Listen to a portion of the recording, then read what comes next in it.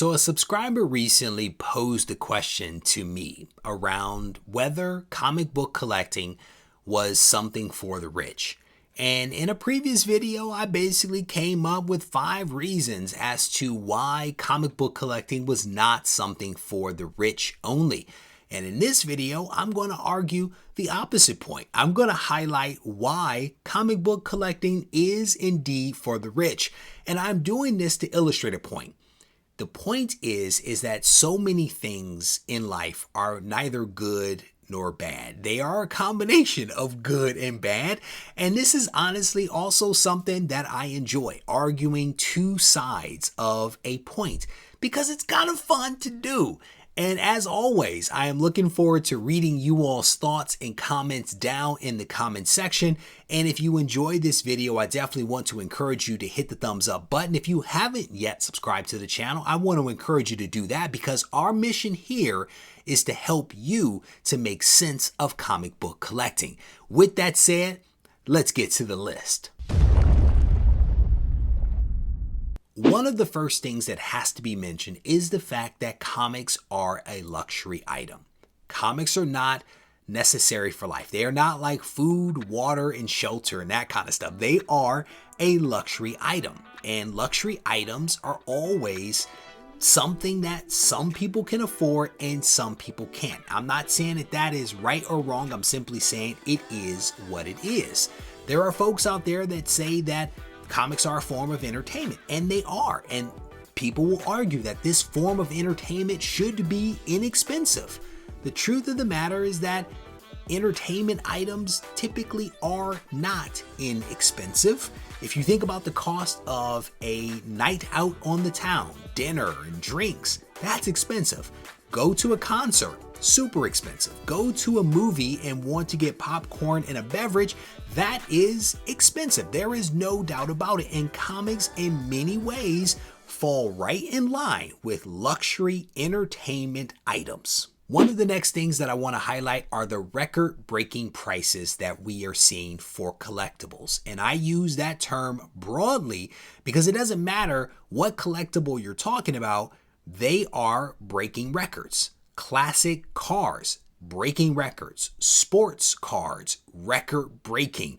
If you're talking about watches, comics, any of these things, they are all breaking records again, almost on a daily basis. If you're talking about the super high-end comic books, your Action Ones, your first Batman, the numbers in the millions, they honestly speak for themselves, and the fact that comics are indeed for the rich. There is no doubt about it. Comics, like your Silver Age comics, we have a show here on the channel where we actually look at the big money buys for eBay purchases.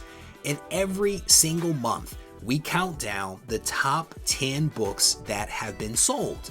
The numbers are going up and up and up every single month that we've done this. And I have a feeling that if we took a step back and looked at what has happened over the last year to a year and a half, we're probably going to see a pretty steep curve associated with not just comics, but again, with collectibles as a whole. So are they for the rich? It looks like it.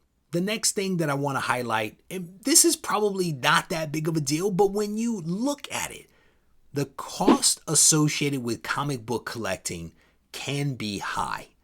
When you're talking about all of the things that you need to extract value from comics and also to protect those comics. When you're talking about storage, bags and boards, you're talking about insurance, you're talking about getting those comics graded in order to actually have that value versus the raw comic. All of that stuff takes money, time, energy, and effort.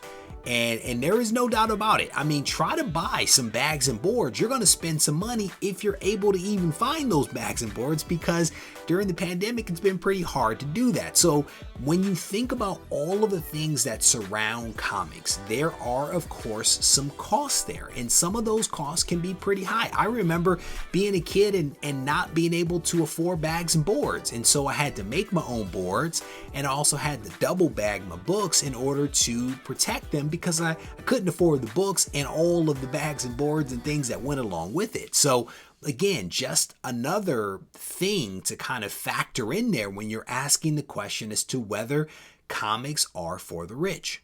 One of the other big motivators, I think, driving a lot of the comic values out there is the fact that comics are starting to be recognized as an alternative form of investment. And as a result of that, we are seeing some outside influences come into the hobby. We are seeing people sell shares of comics. We are seeing a lot of flipping of comics. There's a lot of money that is actually involved in this hobby. And this is really reflective of some other types of alternative forms of investment, like precious metals and gems and all of those other types of things that people can invest in.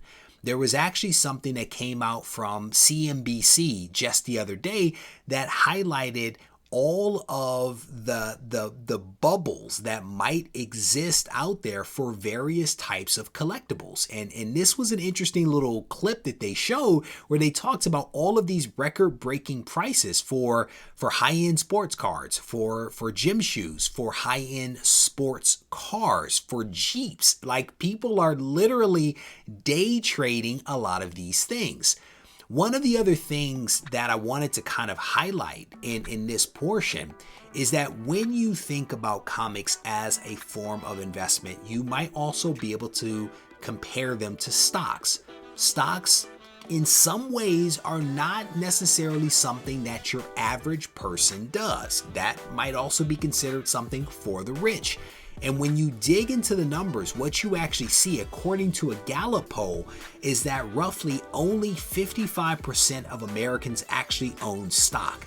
Taking it a step further and actually looking at some of these alternative forms of investment, there are only about 10.8% of Americans that own gold and about 11.6% of Americans that actually own silver. And that last, about the gold and silver, was actually a separate study that was done. My point here is that one might assume that the people that are buying stocks, the people that are buying gold and silver, might also be rich. Therefore, those same types of people may also be looking at comics as a form of investment. The challenge here, of course, is that we don't have a ton of data, but I offer these things up for consideration. So the last point that I want to make here is around the cost of comics themselves. Right now, according to Comicron, the average price of a comic is $4.41. That is the highest that it has, I think, ever been. Now, the challenge here is that most people are not buying a single comic. A lot of people are buying 5, 10, 15, 20, 35 comics every single week, multiplied by how many weeks in a year. That is a lot of money, and potentially that means that comic collecting is indeed something that is reserved for the rich. I don't know. The big question here is, what is the rich? Who constitutes the rich? That is like a big question that we will not answer in this video. But hopefully everybody appreciates what I am trying to do in this video, which is to have a little fun, to argue both sides of an argument. And as I mentioned at the beginning, I'm definitely looking forward to hearing what folks' thoughts are. And again, I do reiterate that I do not believe that comic book collecting is for the rich. That is honestly my true position, but it was fun to record this video. I hope that you guys enjoyed it, and if you did, I certainly want to encourage you to give this video a thumbs up because it is good for the algorithm. And before I let you go, I actually want to give you an opportunity to add a really cool book to your collection. Because maybe you're not rich and maybe you just want some free stuff. I don't know. Either way, I'm going to give you guys an opportunity to add this book right here to your collection. This is New Gods, issue number 1, the first appearance of several characters. It is an 8.0 with off-white pages. Huge shout out to my friends at GoCollect who put me in a position every single week to be able to give away one of these slabs to a lucky subscriber, and these books are valued somewhere between $150 and $200. We literally do this every single week. So the phrase that you need to enter in order to win this book is Fight for Earth. Fight for Earth is the phrase that you need to enter. And as a reminder, please do not enter that phrase in the comment section. Please do not indicate that this video is the GoCollect giveaway video in the comment section. If you do that,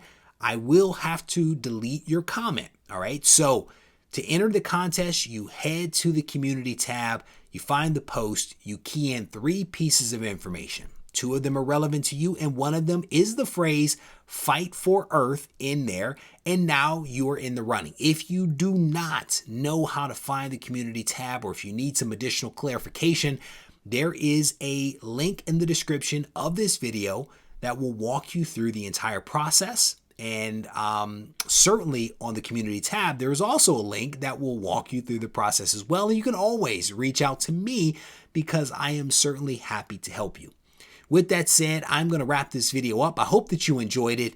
And as always, if you need to reach out to me, feel free to do so on Instagram at Regie Collects. Take care.